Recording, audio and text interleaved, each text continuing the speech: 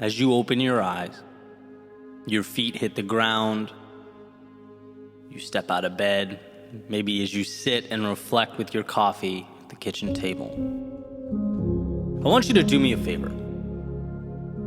This is something that brings me substantial peace of mind, and I'm thinking it could be of value to you as well. I want you to take those things that you consistently think about, right? The ones that have been bothering you or troubling you consistently come up in your mind. The ones that you thought about yesterday and the day before and the day before. You know, the so-called problems. Not so positive narratives, stories about why you can't. And instead, think about each one's corresponding ideal. What the perfect situation would look like if you could turn each quote-unquote problem around. The perfect story, the most exciting narrative. And then ask, what can you do today to move one step closer to the place you want to be? How can you make those ideals real? And the reason this is valuable is because it reminds us that we are not powerless. Quite the opposite. It shows you how new and exciting and untapped your future is. This is your opportunity to remind yourself that you are not yesterday. You are not your past. You are not your mistakes. You're not any of those things, even though our minds often trick us into believing it's so. It's kind of like running around the same block over and over again. You become so accustomed to it that you forget you can take a right out of your street and go anywhere you want to go, see anything you want to see. Every morning is a fresh start, an opportunity to connect new dots, and you can point that compass any direction you choose.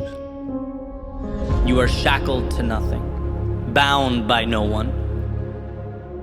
And admittedly, that can be hard to hear, right? I remember the first time I had that realization that most of my limits were self-imposed. That I was complaining about the work I did, the places I spent my time and who I was spending it with. It bothered me from the second I opened my eyes in the morning until I closed them at night, until I realized that I had more control than I could even imagine. And that detaching from the past, yeah, it would hurt, it would be scary, sure, I would lose some things. But what a world to gain. What a story ahead. For some reason, things seem so messy and complex that we overlook our ability to simplify and change them. If it doesn't bring value to your life, you have the power to fix it. And maybe not overnight, but human beings are resourceful, resilient. If you have an outcome in mind and you believe in it, a step in that direction every day will come to mean everything. It's defining. So no, this is not just an ordinary morning. This is the beginning.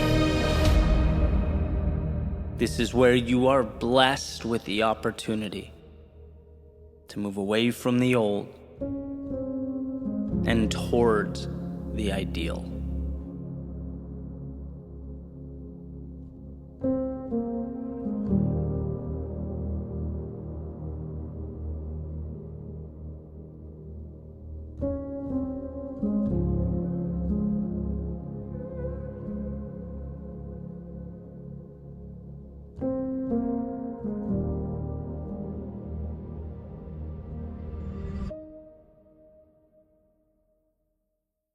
What's up, guys? Eddie here. And before we jump into the next chapter, just a quick note. So, as many of you know, every single video that I've ever put on this channel has been created with the intent of building momentum in your life. If you want something physical to anchor that momentum, we've created the brand AGNS, or Always Grateful, Never Satisfied, for that exact reason. It's athletic apparel that embodies the very ideas and concepts I talk about every day. because you're watching on YouTube or Spotify, we've created a code for this exclusive community, YWW20. You can use that on the website, agns.lifestyle, or right under this video on YouTube. All the stuff is there in the shop. Again, code YWW20 gets you 20% off the entire store. It's a great way to support the channel and also elevate your journey. Let it be a reminder to keep showing up. Appreciate your time. Always grateful, never satisfied. On to the next.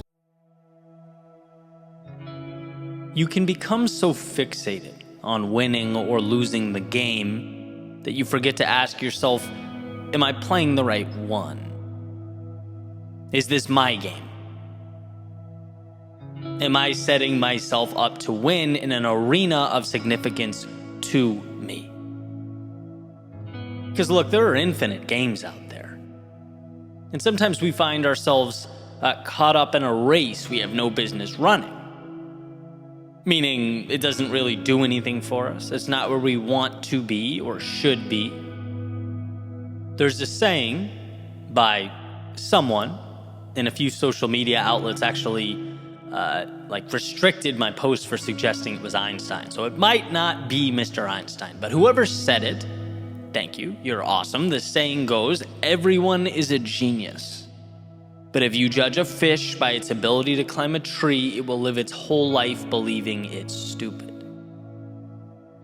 Now, there are a lot of us fish out there attempting to climb trees as we speak, wondering why we're not where we want to be.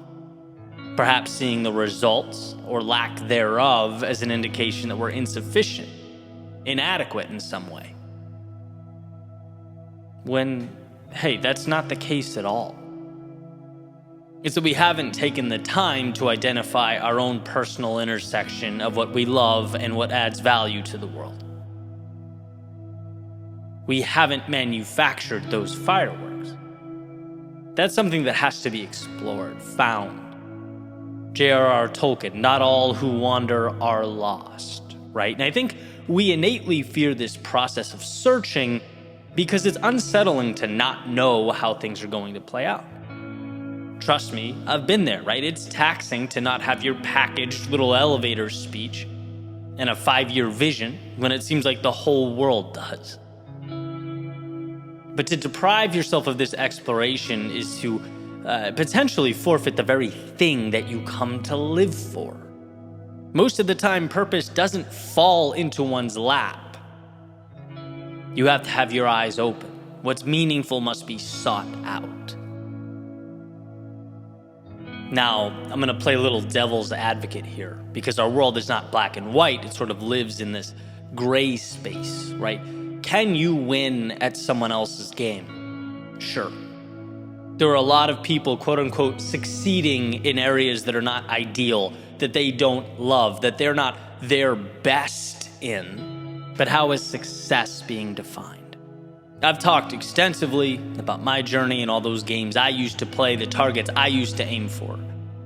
And I know a lot of people who've come to similar epiphanies, right? But when you don't realize you can exit stage left and begin again, start something new, you simply continue this same song and dance, right? It's not life that keeps us confined, it's ignorance that keeps us confined. We simply have to be taught that there's more. And I understand to find an arena where you can thrive in a purely historical context is a luxury. And you are programmed to survive. You're not programmed to build an art studio because it's your passion, right? But there lies the battle. We are at a place in time where we have collectively cultivated abundance. The phone you're using to consume this content, that little thing can be a portal that transports your thoughts, your creation, your business to the masses. You have at your fingertips access to billions of people. You have reach that humans only 30 years ago, all the way back to the beginning of mankind, could only dream of. The means are there. In so many ways, it's about freeing yourself to pursue the opportunity that exists all around you. because we self-limit. Alan Watts asked the ever-important question, what would you do if money were no object? Now, in a practical world, why ask such a question? Simple, because removing those monetary constraints as you contemplate your answer allows you to truly analyze what endeavors are meaningful to you. When something is meaningful, you want to do it. When you want to do it, you immerse yourself in those little intricacies, in those details that the average person simply doesn't pay attention to. Making you so good at whatever that thing is that eventually, not only can you be the best at it, but you can monetize it, and probably at a very high rate. It's not money holding you back. It's not time holding you back. It's not the external world holding you back. It's what you have been conditioned to believe that's holding you back. You are a genius at something.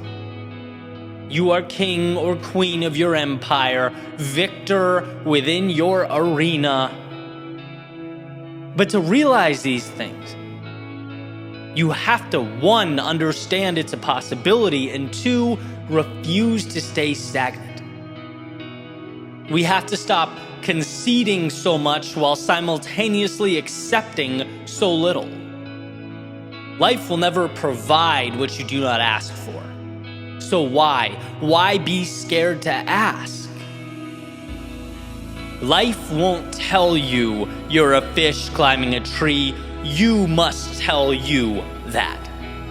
Life won't expand your horizons and adjust your trajectory. You must initiate that change. To find your genius, you must be willing to leave what's insufficient. To capture what's meaningful, you must be willing to leave what is meaningless. Let's agree to alter the question, do I have genius-level talent? Because you do. And you live in a society that also rewards those who realize it. The question we need to be willing to ask is, are you willing to walk on shaky ground? To abandon, at least for a period of time, safety and the comfort of predictability in order to find that genius? Are you willing to nurture the greatness that already lives within you? Because it was never a matter of ability. It's a matter of what you're willing to discover.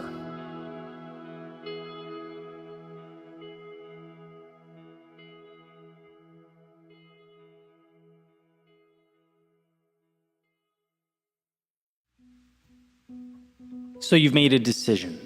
Congrats, you're 3% done. Now I'm paraphrasing, but that's an idea from author and entrepreneur Lee Benson. Belief and execution, the duo that will change your life. First, believe. Why? Because nothing happens without belief. Nothing begins without an understanding and a trust that the future contains something of value. That the seeds of discomfort being planted will bear fruit. We simply don't walk through doors if we don't believe something of value exists on the other side. And then there's execution, the doing. Congrats, you gave yourself permission to begin. That was a big step, right? But now you have to deal with life, and life, my friends, is no picnic. It's in the doing that success is either obtained or not, that a new reality is birthed or not. In the book, Your Most Important Number, Lee Benson has said, so you've made a decision, congrats, you're 3% done. Why? Because, well, now comes the implementation, the execution.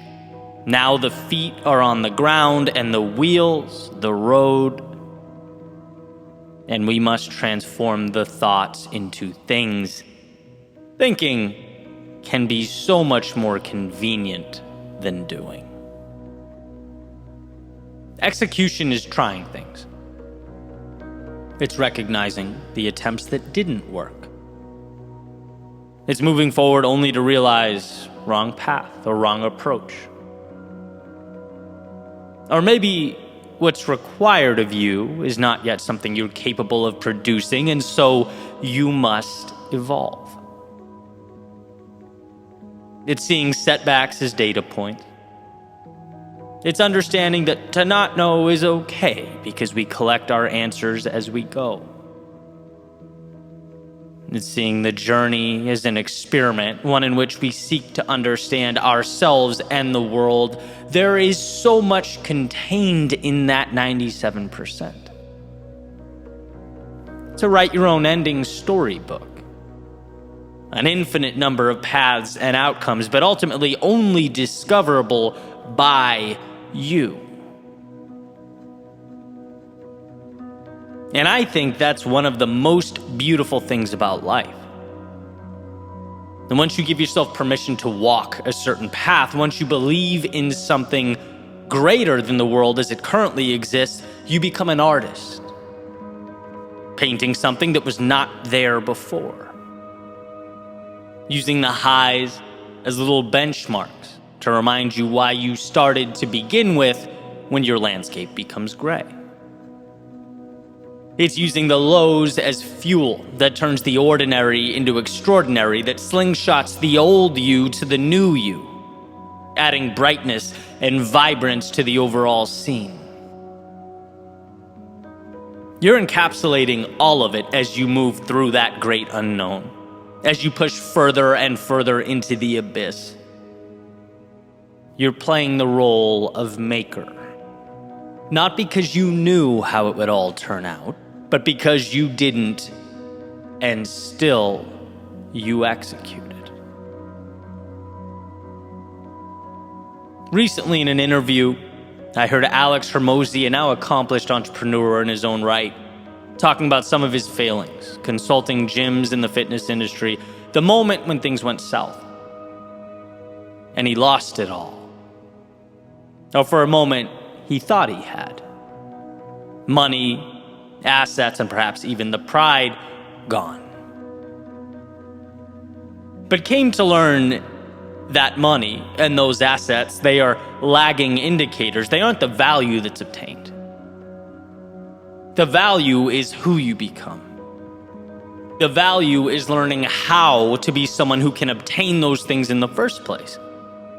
It's emerging from the old restriction and limitation, the old narratives. Because that cannot be taken away. When we execute, we're making ourselves something we otherwise could never have become. And so Alex learned that what he lost was insignificant compared to what he gained. And why is this such a common theme? With industry leaders, folks speaking on their accomplishments, I think the answer is simple, because you don't get there without the doing and the execution. And if to execute means to step forward without having all the answers, after all, we are only human, life will humble us. Excellence must be a game of trial and error. We can't escape those lost everything stories, because choosing the right path every time, well, that only happens when you choose no path at all. We have to act and be okay understanding that action brings with it mistakes and lessons and setbacks. You know, all those little annoying things that become greatness. 97% is left because the path before you is unwalked. But know that it contains everything. Everything you need. So believe it. Decide. Because nothing starts without that initial 3%. but nothing changes without the subsequent 97. That's where we are shaped. And when you come face to face with the inevitable adversity, know that life might take the material gains. It might demand a price you deem to be steep. It might collect as a toll assets you've been accumulating along the way. But it can't take what you know or who you've become. And that is why you execute. To build the world around you, yes, but most importantly, to build yourself into someone who can thrive in such an environment. It's in doing that the man is built. And as was said in Gary Keller's book, The One Thing, build the man and the world falls into place.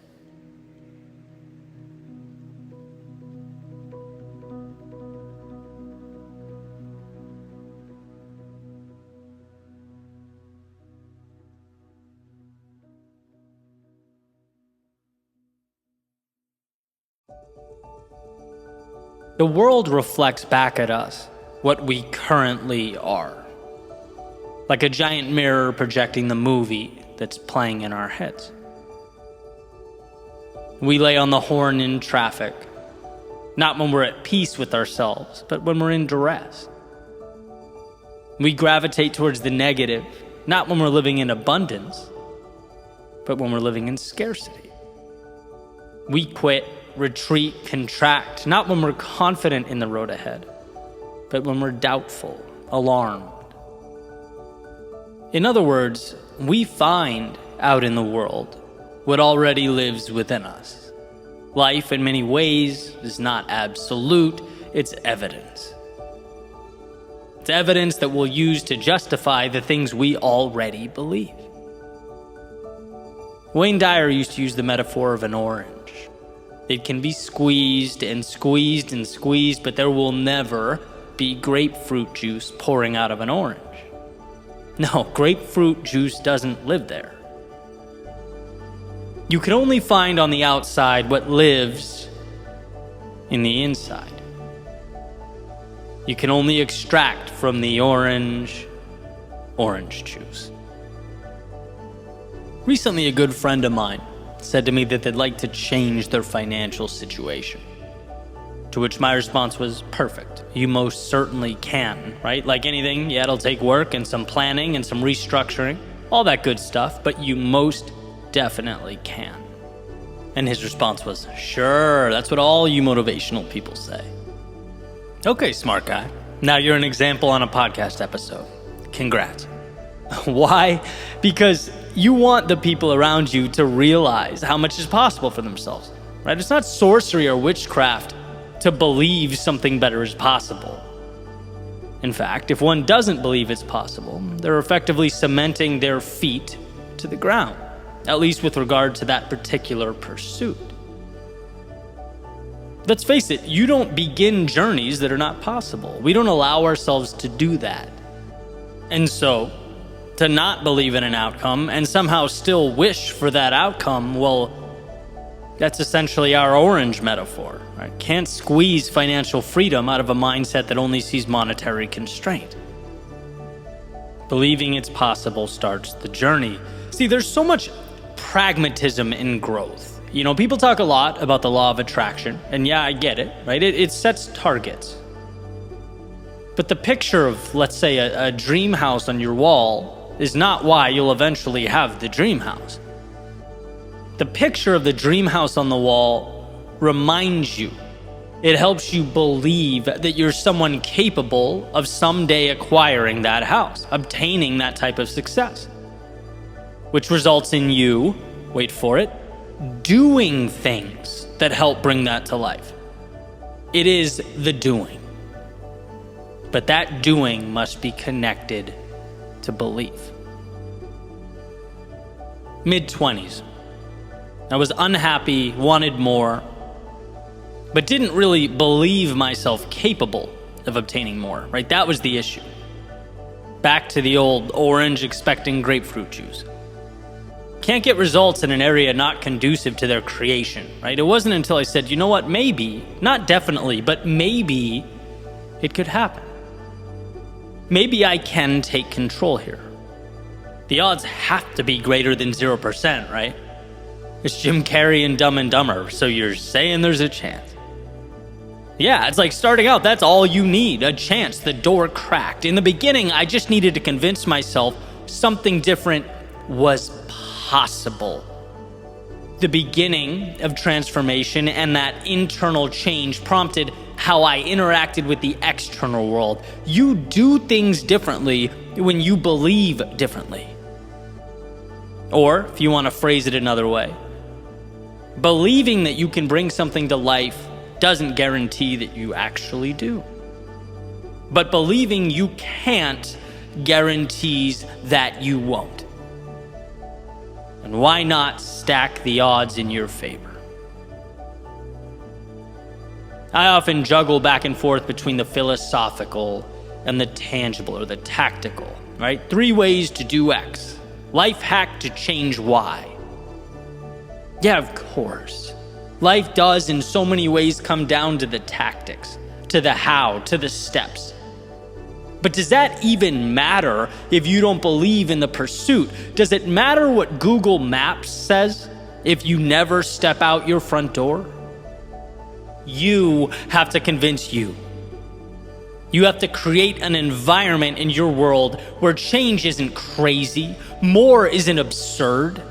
It might be challenging, but it's possible, and possible is enough. It is enough to begin, enough to step out, enough to see the trivialities as tools and the resistance as part of a beautiful game. Remember that the world is a mirror, reflecting back at us our worldview. We find what we look for, so give yourself permission to look for things that make life beautiful. Give yourself the gift of believing change is possible.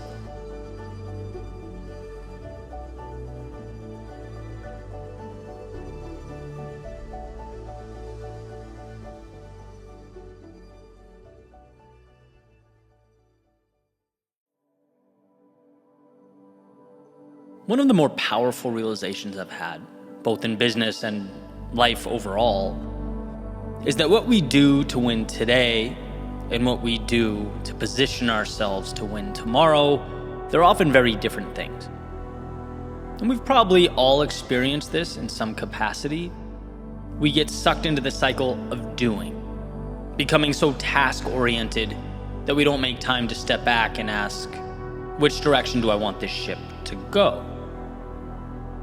Because sure, we have to keep it afloat, and we have to keep it afloat now. But also, we have to navigate. The ship's role isn't solely to float, right? It's a transportation mechanism, a vehicle. Where are we going? And so the question becomes, how do we balance the two?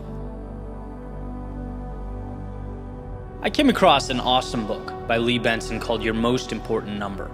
And I'm about halfway through, but already finding a ton of value that I'll be sharing in the future, primarily around positioning your business for success. And one of the first things the book discusses is the difference between what Lee calls eating and dreaming. Eating being the things we need to do now, to take care of matters that are essential for today, the things that need to get done. So using the same metaphor, actions to keep that boat afloat. And then there's the dreaming, which is essentially doing things now that help position the organization for success in the future, down the road. It's asking, what can I do today that will ensure we are winning tomorrow? So boat metaphor, it's planning for storms that may arise later in the journey. It's analyzing the best destinations and charting the course. And here's what really struck me. Lee suggests, based on his consulting, that ideally leaders should be, I believe the number was 80% dreaming and 20% eating. It's So yeah, doing what has to be done today, obviously, but largely focused on positioning the organization and themselves for success in the days to come. And what he's found is that very often out in the world, that ratio is flipped. People are so consumed by the day-to-day that the future takes a back seat to the nuance and the quote-unquote putting out fires of the present moment. We're spending 80% of our time eating. Now, like most things, this is not one size fits all. Say frontline manager at a factory is not going to be 80% dreaming and 20% eating. Their task requirements are different. But the point remains, it's imperative that we, in some capacity, utilize our resources now to look ahead. I don't know if I've ever told this story, but I always joke around with my brother about it. When we were kids in Southern California, we'd have these basically battles on the beach, right? Where we'd go down to the hard sand right in front of the water, and we'd each build these little wall/fort type things, maybe 20 feet apart from each other. This is like emulating World War I type stuff. And then we'd make cannonballs out of sand and just throw the sand at each other, right? So in a way, this is a perfect metaphor because we would always be juggling, on one hand, building the fort that would protect us from the other person, so dreaming. And then on the other hand, I mean, those things hurt, right? We'd have to, in real time, be dodging incoming sand simultaneously to building that wall, right? So, the eating. And he's a bit younger than me, so admittedly, this wasn't really fair. But regardless, he would get so consumed with throwing sand that his wall would be really cheaply made. At the beginning, I'd be trying to make this really solid base foundation, and he would just be pelting me with this stuff, and it was brutal. But as time went on, I'd build that wall higher and higher. Eventually, it would be lights out for him. He'd have nothing to hide behind. The young buck was doing, let's say, way less than 80% dreaming. And so I'm no longer building castles in the sand. But as Thoreau said, now I'm looking to build them in the air, seeking to bring things into life that are merely ideas and concepts in my head. And naturally, this prompted me to ask, well, what's my ratio now? Because it sure feels like I'm doing a lot of eating. It sure feels like I spend a lot of time every day, dodging Mikey P's incoming sand cannonballs, right? Things are going to be different tomorrow than they are today. And to truly win, we need to be asking ourselves, how do we build that bridge from the present to the future? How do we lay out stepping stones that will allow an evolution in what we're doing? And I'm thinking, if my day's 95% consumed with eating type tasks, then I need to figure things out here, right? Is it automate? Is it eliminate? Is it delegate? It's something, because the ship needs to be more effectively captained. And I love these epiphanies. Just a change in mindset that can completely redirect one's entire trajectory. And it's funny, I was having a conversation earlier today with a friend about scaling and impact and growth. Another person I love to throw ideas back and forth to. And he asked me, well, Eddie, what are some of the ways your world within could make money? And I was like, oh, it's easy, right? And so I laid it all out in great detail, the ins and outs. And he says, that's awesome. But that's not the question I asked you. You answered a different question. You answered, how is the business making money now? I asked, how can it make money in the future? Boom, another epiphany. One of those instances where you catch yourself thinking small. And this isn't a knock on the work I'm doing now or the systems in place now. They're great now, but again, now isn't forever. If you have plans to add more value and create more impact, build more things, that has to be baked into your time and resource allocation. We all have to eat because we don't want to starve, but we also have to dream. Because if we're unable to look ahead, we simply will not be equipped to handle the turbulence of tomorrow, right? There's a duality to this game. And I think the ratio with which we're juggling the two deserves consistent attention and examination. Now, yeah, life is seasonal. There are times where keeping that ship afloat takes everything we have. But it's understanding that that is a season and not the way things are.